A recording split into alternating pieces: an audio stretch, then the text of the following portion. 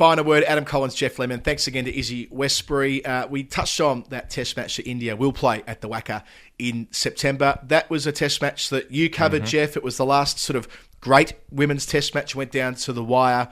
Brilliant surface. Let's hope it's exactly the same this time around.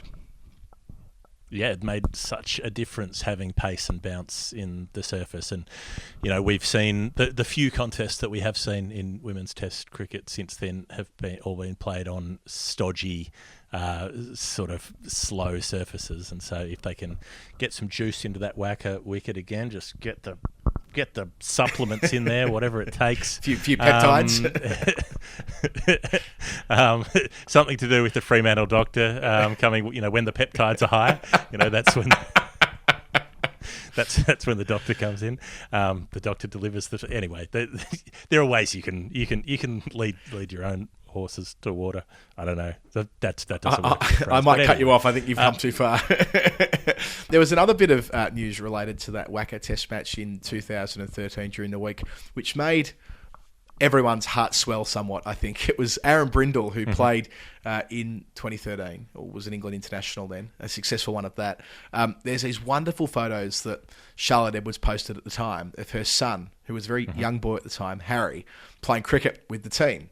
Well, this week, Aaron Brindle, with her now teenage son, Harry, put on 143 not out, opening the batting in a club game.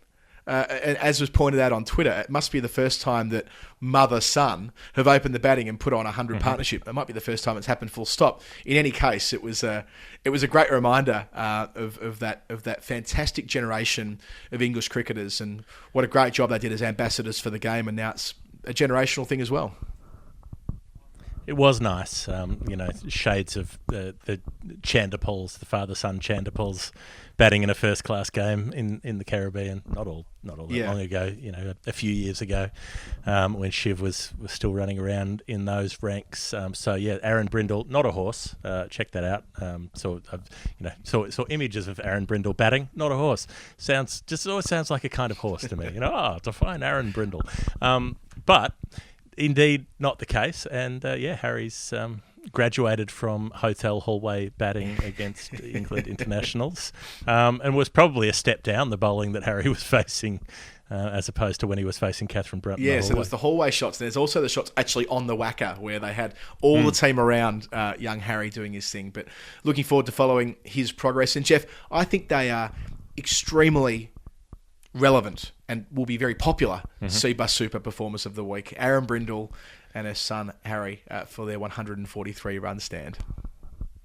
Harry, you are never too young to begin thinking about your superannuation, right? What are you going to use to fund your lifestyle as an elderly gentleman when you're playing cricket with some of your descendants out in the middle and putting on a big partnership? Form a partnership with SEBA Super. cbussuper.com.au/the final word. Get a PDS to find out if it's right for you, and remember that past performance is not a reliable indicator of future performance. Nicely done. Geoff, before we break and have our conversation with the dazzler Darren Stevens, I think we can find time for a little bit of... Nerd Pledge! Nerd Pledge, that's right. It's the game we play with the people on our Patreon page. It's a quiz game, but they're quizzing us. So, here's how it works. They support the show by sending us an amount of money in whatever currency they choose. But it's not a regular round number. It's a very specific number that relates in some way to cricket. And we have to work out what the number means. The first of these is from Peter Brown.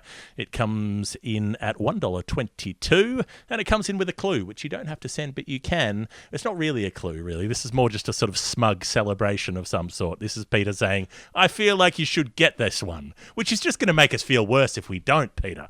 But Adam has the swing at $1.22. I do. Thanks, Peter, for giving me that opportunity. Look, there's a lot of options here. It's a good number, 122. It's Alan Kipax's cap number, who was a contemporary of Don Bradman, of course, at New South Wales and Australia. It could be that. We've talked about Alan Kipax on the final word a fair bit, disproportionately, I would say, given his output for Australia. Yep. He comes up a lot. I just feel like it sounds like it should be the name of maybe an app that helps you find kippers or something like that. You know how you just have to find a slightly new way to spell an existing word, like anything that ends with ER, you just take the E out and put an R on the end, and that's how you spell an app. Kipax, there's something. So I'm going to move past Kipax, and I'm also going to move past Richie Benaud's high score in Test cricket. He made 122 at the Bullring in 1957-58. That tour, one of 3 centuries that Richie made for his country, averaging 24 and a half. I'm also going to go beyond Greg Chappell's catch tally in Test cricket, which was 122, but not before noting that he did overtake Colin Cowdrey, and that was a record that came up when we did the big Cowdrey deep dive on Storytime a couple of weeks ago. So there's his greats of the game that we've run through there. Instead, I'm going to tell a great story, a story of a player by the name of Amjad Khan and his most unexpected Test match in 2009. He's the only Danish man to play Test cricket in very unlikely circumstances. So he was born and raised in Copenhagen, played for his country at age 17, his original country at age 17, which is the youngest ever to do that.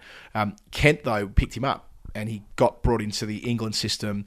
He had Pakistani roots. He was a fast bowler. It was in his blood. So he went on this journey to British citizenship, which he acquired in 2006, which a couple of years later, he's kind of in the groove and he's in his England academy. So despite the fact that he's very much Danish, he's now not only in the county system, but playing on an England academy tour. And then after the Mumbai terror attacks in late 2008, with the England team in a bit of flux, they were over there at the time, and some players came back. There was a number of different moving parts, and that meant they had to add to their squad, and they went to Amjad Khan, who was already part of the academy tour. He ends up going to the West Indies in early 2009. So I guess through incumbency, right? He's already in the squad in India. So naturally, when they name their next squad, he gets sent to the Caribbean as well. And they add him to the Test component for the end of the series. And there he is in the 5th Test match at Port of Spain. He's handed over cap 642. That's a pretty bloody handy attack. Anderson, Broad, Swan, Panesar, and Amjad Khan. He's the 5th bowler. And it doesn't start particularly well for him. He bowls 3 no balls in his first over in Test cricket.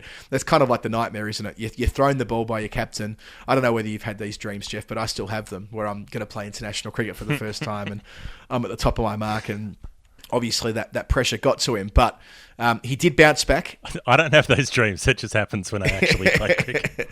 But he did bounce back and picked up Ramnarash Chauhan, leg before wicket in his 5th over. So he's kind of in the groove, but unfortunately it didn't get any better than that. He went wicketless for the rest of that innings, and in the second innings subsequently as well. In fact, his one major contribution after getting Sarwan out was getting pings by the umpires for excessive appealing, which I thought was a nice bit of colour there, that on debut he's absolutely giving it to the umpires. But no, he picked up 1 wicket in the Test match and conceded 122 runs. So his bowling average forever and ever remains 122 at Test level, because he never got another opportunity to play for England. He finished his career moving from Kent to Sussex, and that all wound up in 2012. And one nice little detail to finish off is that he went full circle. He went back to Denmark and captained them in 2016. So he wasn't cap number 122. His cap was 642, but his Test bowling average 122. Peter Brown, I'm giving you Amjad Khan. Lovely stuff. That's definitely not what Peter was thinking of when he said, I feel like you should get this one. But we do love a player who goes on to play for another country later in their lives, like Anderson, Cummins for Canada, etc. So that's Peter Brown's 120. And the next up for our brief Nerd Pledge round today is from Ollie Chauhan. And the number here, Geoff, is 1222. And the clue, ranked amongst the greats, and at time of writing, there's a nice little symmetry in it too. Geoff, I know how much you love symmetry. What do you reckon? I do.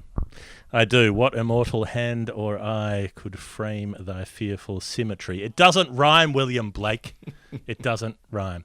$12.22. Where do we go with 12? Because I was looking at this, should it be sort of 2 numbers? Is it 12 and 22? Nobody's done something like take 12 for 22 in a match as far as I'm aware. No one's taken exactly 1,222 first-class wickets, nor scored that many test runs. And if you're looking at first-class careers, it's not really a notable number of first-class runs. That's not actually that many. Saying ranked amongst the greats makes me think it's got to be Test cricket, because you can be a great in one-day cricket and so on, but it's harder. There's more of a niche. Speaking of niche, Damien Fleming in one-day international cricket, when he took 9 wickets in 3 matches in the Wills Triangular Trophy Series in Pakistan in 1994. I'm sure you remember this well, Adam. He averaged 12.22 in that series. It's the only ODI series in which somebody has averaged 12.22 with the ball. But I don't think that's it. I thought, could the 22 refer to 2022, in which the current Australian contracts will run to, and anybody who doesn't have a contract would need 12 upgrade points to get one for 2022. 12-22. Could it be that? I doubt it. So I went back to 1,222, and I thought, what could be that's going to be really good? And it won't be overs bowled in Test cricket, because we don't actually get records of overs bowled, because bowlers bowl partial overs. So we have records of a number of deliveries, but not a number of overs. But something that we do get a number of overs recorded for is scoreless overs, when they've bowled the full 6 legal deliveries without conceding a run off the bat or via a penalty run for a wide or a no ball. So, has anyone bowled 1,222 scoreless overs? Indeed, one person has. In fact, only 7 players have ever bowled more scoreless overs than that. Derek Underwoods, Lance Gibbs, Anil Kumble, Shane Warne, Matthias Muralitharan, 5 spinners, and only 2 fast bowlers, James Anderson and Glenn McGrath. So, the player with 12.22 is Shaun Pollock, who bowled fewer deliveries than anybody ahead of him, except for Derek Underwood. He bowled just over 30% of his overs in Test cricket were scoreless. Nearly 1/3 of his overs didn't concede a run from the bat. So a remarkable effort from this bowler to give so little away. And can I also say that of those ahead of him on that list, all of them together collectively scored 1 century with the bat, whereas Shaun Pollock scored 2.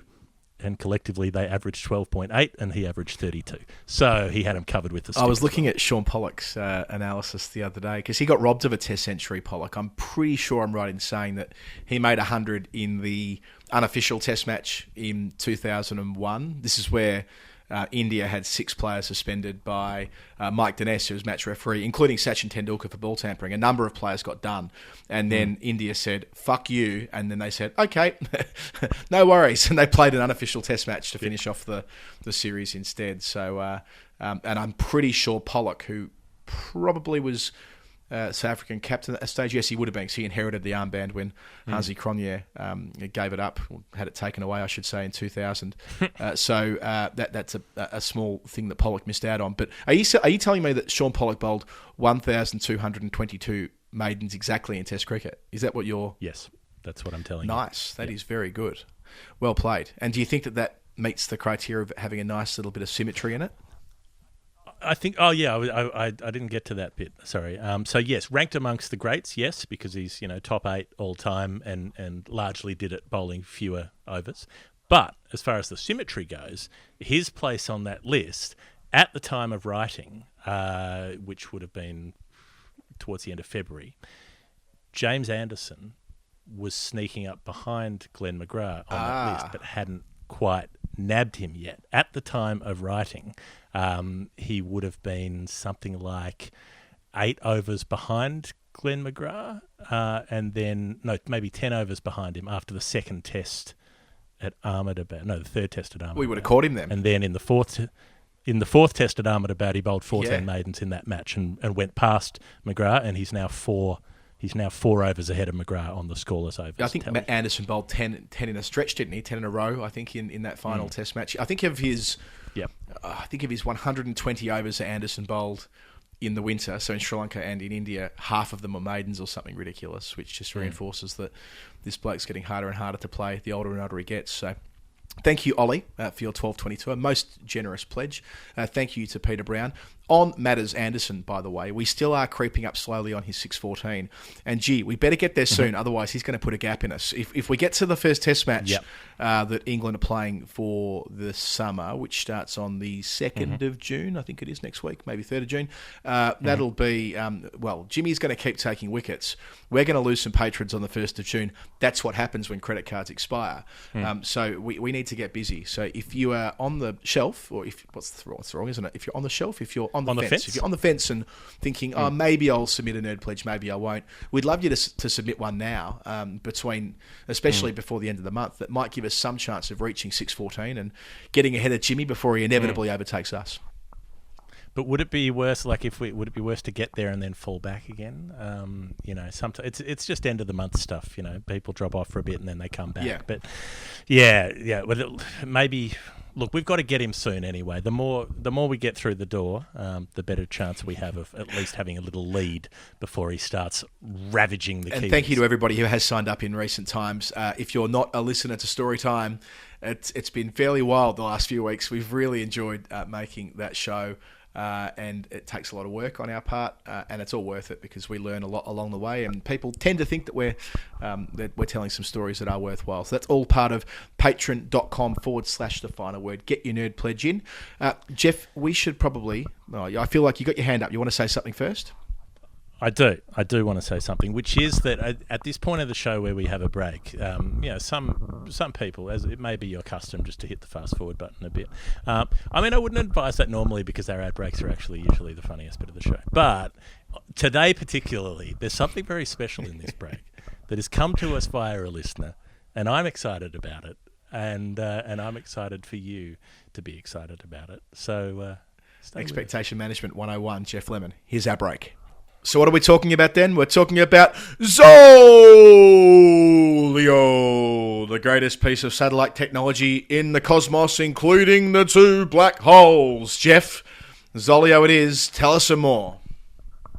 Zoleo, it starts with a Z. That's how you know it's cool. Turns your smartphone into a satellite phone for the purposes of sending text messages from anywhere in the world to anywhere in the world. You can't beat it. But, I talked about advertising connecting us with our listeners, and never has it done more so than this last couple of weeks when we got a message in from Trev from Perth, who's on the Patreon page, one of the subscribers there, and who was so inspired by this tale of a tiny little, a humble little pocket-sized box that can connect your phone to any phone on the planet, that he decided to put pen to paper in an old-fashioned way and write us a poem that he then texted to me using a Zoleo.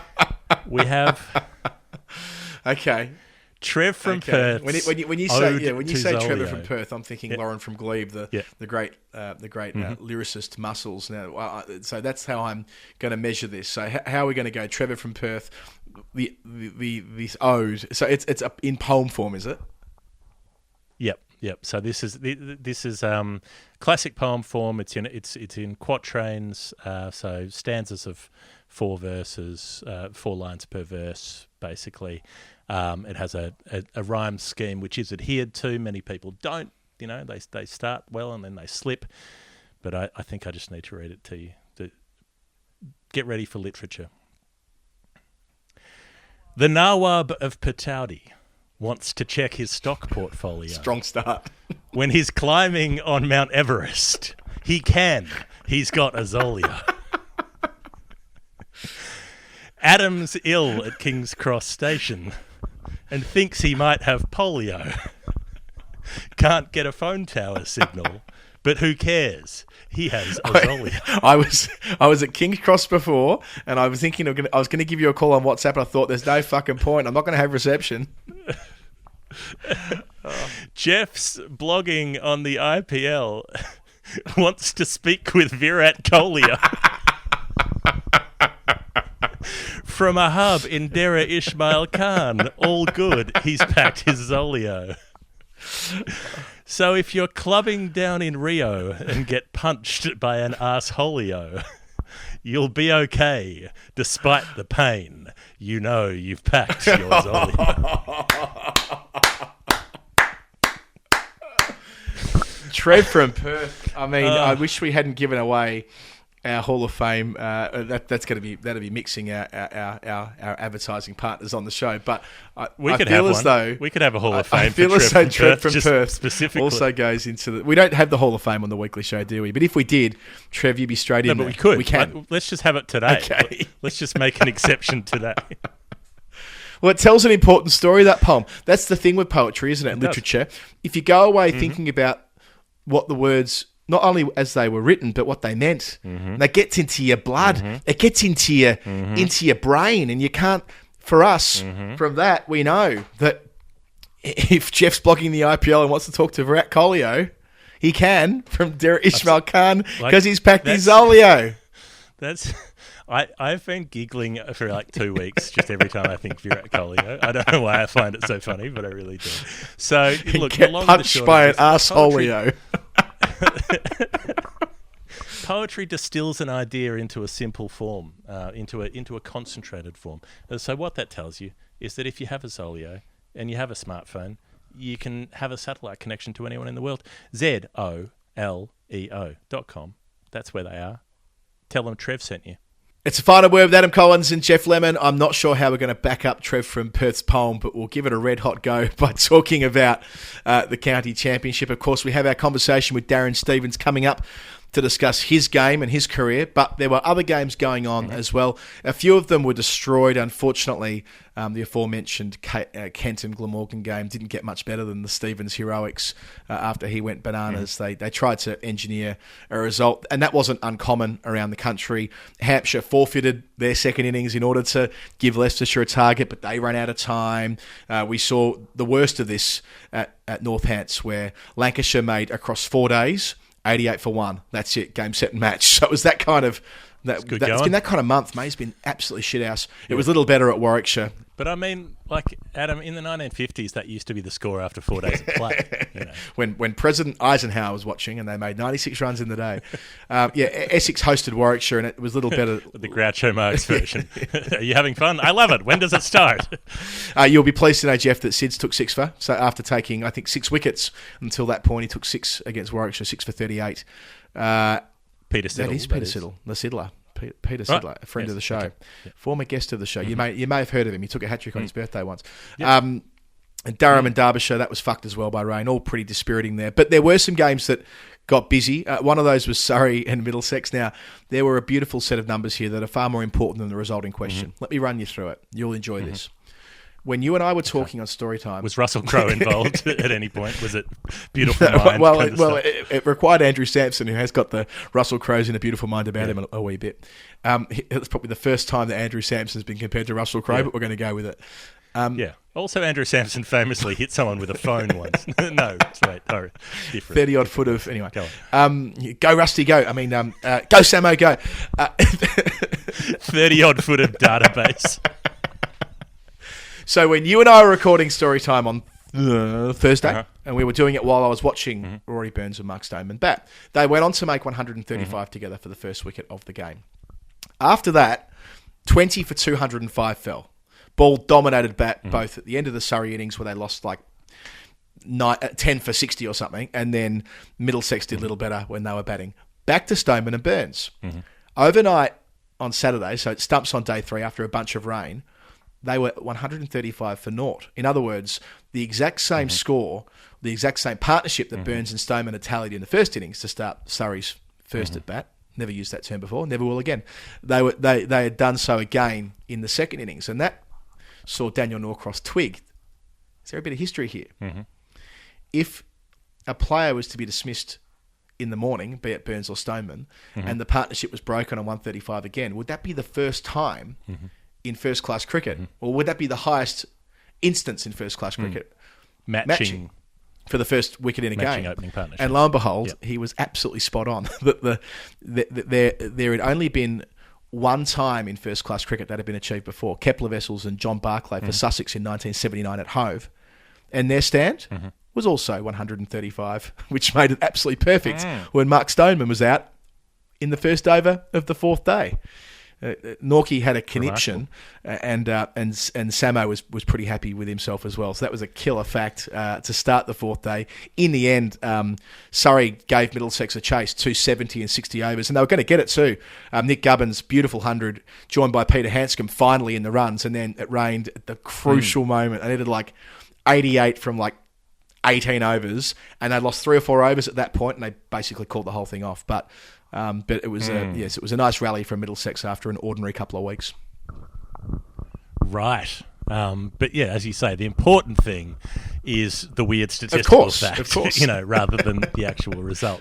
But I'm glad to see that P. Hanscom got something more than about 6, either run out or out to an absolute. And he got out to another belt, or a shocking decision. And this time around it was Kemar Roach who played his final game for Surrey in this stretch. He's now on international duty, but he picked up 9 for the match. And I mean, Kemar Roach under lights hooping the ball. I mean, balls are going to hit your off stump occasionally. Yeah, he might have got further forward to it, but he backed it up really well, Hanscom, in the second innings by getting his first 50 for the club.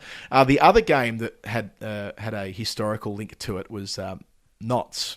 So I suppose they were inspired by that forfeited innings that Hampshire played around with, and despite losing 2 days, they just went fucking nuts. They made 400 for 5, putting the foot down, getting all the batting points. Ben Duckett, who I mentioned earlier in the show, 177 from 196. Fresh from tipping a pint over your infant daughter. And then they rolled Worcestershire for 80. Luke Fletcher, 7 for 37. Thanks for coming. And then following on, 150 Worcestershire made in the second innings, and Fletcher took another 3 for match figures of 10 for 57. But here's the trivia that you'll like. Having not won a game for 30 starts, they've now won 3 in a row. That's never happened before, Andrew Sampson tells me.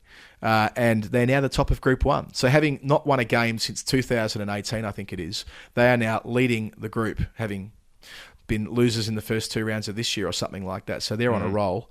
And that really only leaves us with that extraordinary performance of Darren Stevens down on Friday. I mean, we kind of touch on it in the interview, but the number of people who were dragged into this game, watching on the YouTube stream. Johnny Liu made a mention in his Guardian piece about it today that Darren Stevens could be the first streaming superstar. I mean, we think of like the first radio star being Don Bradman, and the television era comes along, and the colour TV era, and so on. But in terms of live streaming, when Steve-O was on a roll and going bananas, as we'll detail in a moment, with rain wiping out games across the country and all attention, all eyes on Canterbury, it was pretty special. Yep.